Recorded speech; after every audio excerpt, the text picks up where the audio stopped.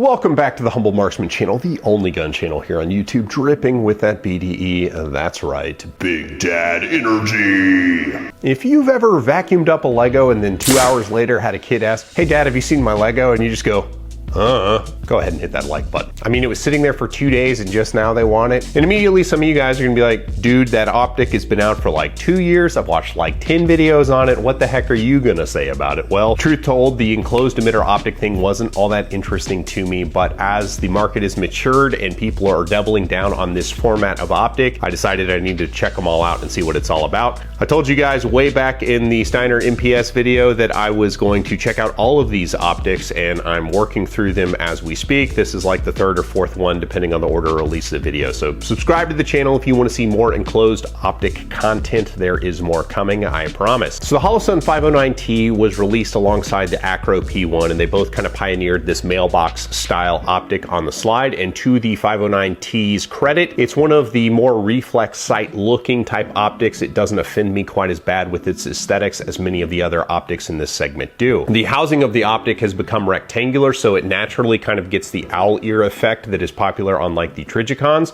and the solar failsafe actually works really well on top of the flat hood of the optic. The optic is secured to a single like rail slide. It's got the little claw on one side of the optic, which is a pretty popular design for this mailbox style of optic, and it's very secure as long as you use proper torque settings. So if you don't have a fix-it stick with the torque wrench, you're living life the hard way, go ahead and get that. It's a lot of money, but good grief, that is the most useful tool that I own. And not just for gun stuff, I use it for screwdriver stuff, I use it for putting furniture together stuff. It's just a really great tool. The window is about the size of an RMR sized window, and the glass has that very slight kind of gray-green tint, which is what you're kind of expecting from Holosun at this point.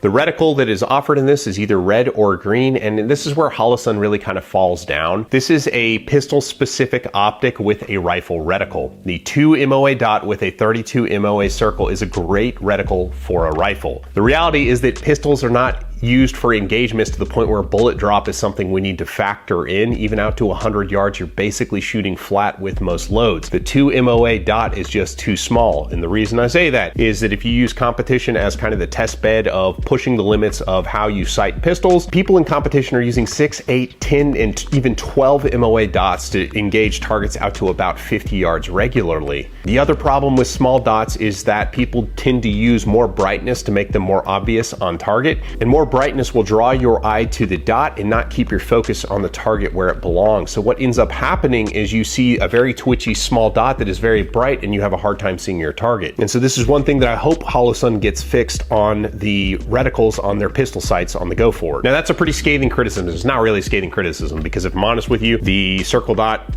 reticle is way better than iron sights. Like, I will take the circle dot reticle or just a straight 2 MOA dot all day long over just iron sights alone, because a red dot is such a powerful aiming device. And everything else about this dot is executed really well. The dots on the side of the pistol that adjust dot intensity are very easy to get at, but they don't stick out, so they're not likely to get bumped like in a holster or something like that. The battery trade is secured with a little tool, and the tool doubles as the windage and elevation adjustment tool. It absolutely gets devoured by my range bag, so I'd like a bigger one. If you guys could put that in the next box, that'd be great. The battery life boasted on the website is, acceptable. Anything that takes a battery for about a year is probably all that's really required to satisfy the segment, and this definitely does that. And the adjustment clicks, while they do take a special tool, I understand, because the wheels have to be small to fit it on the optic housing. One kind of criticism is this rail style of attachment does lift up the optic over the slide quite a good bit. You can see right here that comes with a plate to mount it on guns that are milled for RMR. So you can see I've got that plate on this Shadow Systems gun right here, and it just raises the bottom of the optic nearly to be flush with the top of the slide. Which means if I were to use backup irons to co-witness with this thing, they would have to be like ridiculously tall. So that is kind of a downside to this style of design of this rail attachment, is it just raises the optic higher over the slide. Generally speaking, you want the window of the optic to be as close to the slide as possible. Everybody's astigmatism is different. The Holosun glass and emitter combination actually aggravates my astigmatism some of the worst. One way around this that my eyes mitigate it the best is I actually have to use the circle dot, and I use a much dimmer setting than I would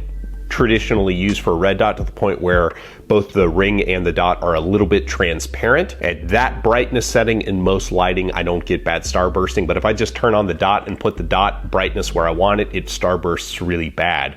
So for you guys with astigmatism, there's a good use of the circle dot reticle. And you do the same thing with the bigger dot reticles as well. You just see less of a circle. Now, one thing that would be really cool is Holosun has the 407 CO. That reticle is actually really cool. It's just a little like 12 MOA circle or whatever. That'd be an amazing offering on a reticle like this. That would be really, really good. I've got a couple of those things and I love them. I think they're great. So while that didn't sound like an overly positive summary of the optics so far, I think this is actually one of the better optics in this segment still, despite being one of the first ones that came out. The way the housing is constructed, the adjustability of it, the clarity of the glass, the way that it can mount on the shorter footprint, and the fact that it looks more like a reflex sight. It just has a lot going for it. And it's only about $430 right now in the fourth quarter of 2022 when I filmed this, which is a heck of a price. If your gun has a rail natively milled on the slide to sink this optic down, this becomes an amazing choice for an optic. So that is the Holosun 509T. Please like the video. If you haven't done so already, subscribe and I'll get you more of these mailbox style optic videos. I appreciate you guys, and I'll catch you on the next one.